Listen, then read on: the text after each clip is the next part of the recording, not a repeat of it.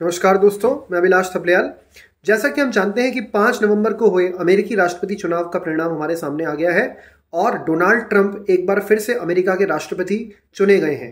Donald Trump का ये जो कार्यकाल शुरू होगा ये 20 जनवरी 2025 से शुरू होगा और ये उनका दूसरा और अंतिम कार्यकाल होगा, क्योंकि हम जानते हैं अमेरिका में कोई भी व्यक्ति अधिकतम 2 बार के लिए ही राष्ट्रपति बन सकता है। डोनाल्ड ट्रंप को लेकर न केवल अमेरिका बल्कि पूरी दुनिया में इस अमेरिकी चुनाव परिणाम की नतीजों पर नज़र थी, क्योंकि डोनाल्ड ट्रंप की क्या नीति होगी, अगले 4 साल वो किस तरह से अपने देश को और दुनिया को हैंडल करेंगे, वो एक बहुत महत्वपूर्ण चीज़ होगी।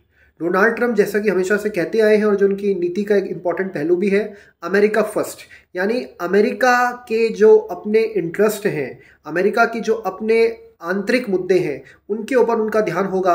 अमेरिका को फिर से महान बनाना, अर्थात अमेरिका का जो महत्व है वो वापस उसी इंपॉर्टेंस में उसको पहुंचाना, ये उनकी प्रायोरिटी होगी। दुनिया के जो मुद्दे हैं, और जैसा कि उन्होंने लगातार कहा है कि हम क्यों यूरोप के मामलों में, अलग अलग देशों के मामलों में क्यों हम अपना पैसा, अपना समय जाया करें, हमें वो समय, वो पैसा, वो संसाधन अमेरिका को महान बनाने में लगाने चाहिए। तो इसका सीधा असर अमेरिका का ये जो पूरा का पूरा स्टैंड हो सकता है अब, वो यूरोप के लिए भी एक बहुत बड़ा प्रश्न खड़ा कर रहा है, क्योंकि यूरोप के जो देश हैं, जो नाटो मेंबर्स हैं, वो अब अमेरिका को लेकर संशय में आ रहे हैं। और देखिए इस तरह के कुछ बयान भी आने लगे हैं।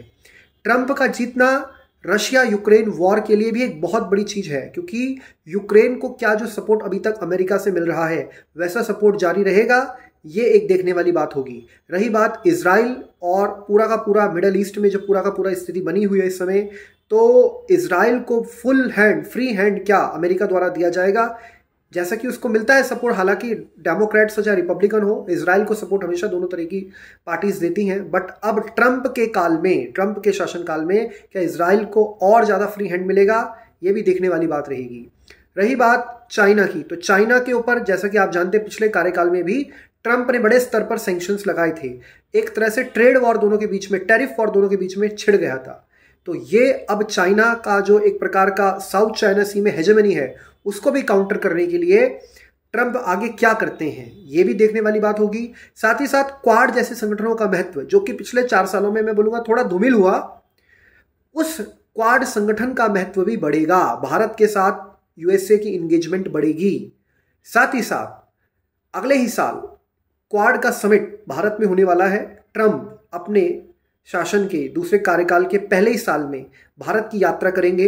भारत और अमेरिका के संबंध बहुत ही ज़्यादा प्रगाढ़ हो रहे हैं। पिछले 20-25 वर्षों में आप देखें, हर राष्ट्रपति, अमेरिका में जो भी राष्ट्रपति आया है उसने भारत की यात्रा की ही है।